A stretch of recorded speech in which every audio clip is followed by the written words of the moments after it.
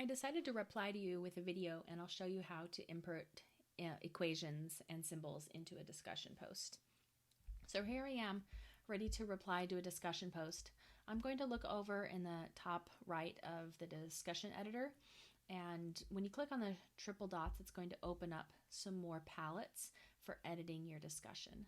So on the bottom row, the bottom full row of palettes, look for what looks like an E. It's actually a capital sigma, which is like an S in Greek, and we use it for summation, and it's kind of a known math symbol of, hey, do math here.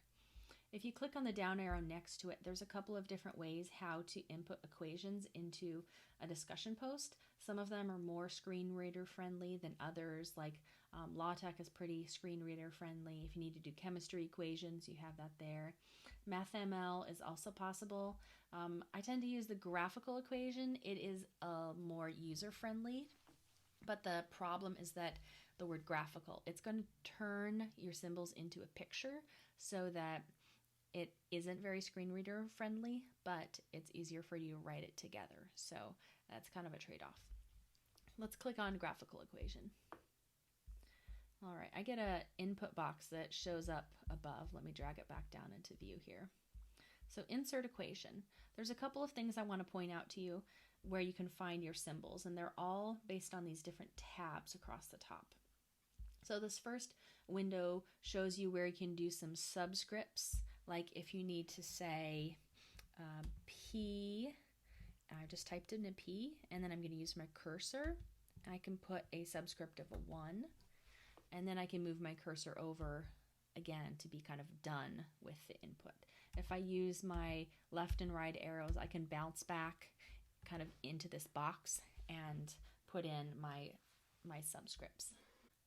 So that was using your left and right arrow keys to bounce in and out of the equation editor for the subscript symbol.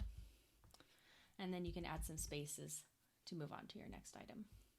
So the next thing let's look at is in the fourth tab over, and that's where you have your Greek letters. So some common Greek letters is mu. It's here in the middle row, the third one in, and it looks kind of like that U symbol that stands for population mean. And then another symbol you might see is sigma. So that is the population standard deviation. Again, not so common, so you may not actually use it at all. Alpha might be pretty common as well, depending on where you are in statistics. Actually, later in the term, you'll see that. And then let's go 2 tabs over from that. You have other options for subscripts and superscripts if you need to have combinations above and below. There you go. One more tab over from there to the right, we're going to get to hats and bars. So in this third section of symbols, we're going to look on the middle row, the one on the left and the one on the right. If you hover over, you'll see bar accent and then hat accent. I'm going to click on bar accent. And it brings up a little box with a cursor so that you can fill in whatever you need. And no matter what you type in there, if it's a lot, the bar is going to cover all of those items. So if I type in X, now I have an X bar. To get out of the cursor, then to get out of the editor, you can push the right arrow and it gets you back into regular typing mode instead of hat mode. And then here's your hat as well.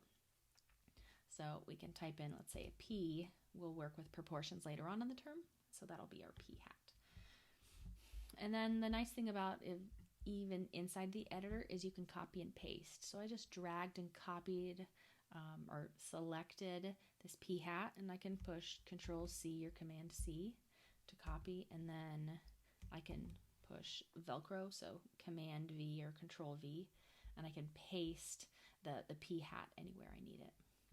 When I'm done with my editing, I just push Insert, and all of that stuff will go into the discussion board. Now, the nice thing about the discussion board symbols here is that you can copy and paste them. So if I just click once on all that math that I did, push Control C to copy, I can, let's say, type some more words, and then I can paste all my symbols all again. So that's really nice when later on in the term you have to type in H0 and H1. You can type in your H0 and then paste it wherever you need it in the discussion board. You can then redo this and then get an H0. So it's pretty easy to do.